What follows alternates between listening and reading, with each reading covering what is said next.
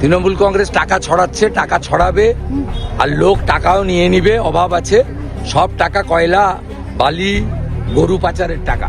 গোপাল মাইতিকে গ্রেপ্তার করা হয়েছে। 1,83,00,000 টাকা, এই টাকা ময়না এবং নন্দকুমারে বিলি করার জন্য গোপাল মাইতি নিয়ে যাচ্ছে। এগুলো কি সমর্থনযোগ্য নাকি? এটা কি কাজ নাকি? এর জন্য সরকার বেতন দেয়নি? এরা যে বেতন পায় কোনো দল দেয়নি? সাময়িকভাবে বরখাস্ত না, সাসপেন্ড হয়েছে, বরখাস্ত করে দেওয়া হয়েছে। অ্যারেস্ট হচ্ছে না, এফআইআর তো হয়েছে।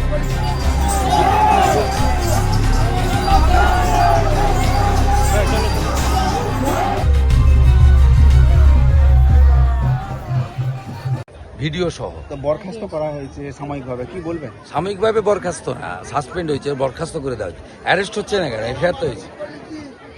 এফআইআর হয়েছে, অ্যারেস্ট হওয়া হয়েছে। এগুলো কি সমর্থনযোগ্য নাকি? এটা কি কাজ নাকি? এর জন্য সরকার বেতন দেয়নি?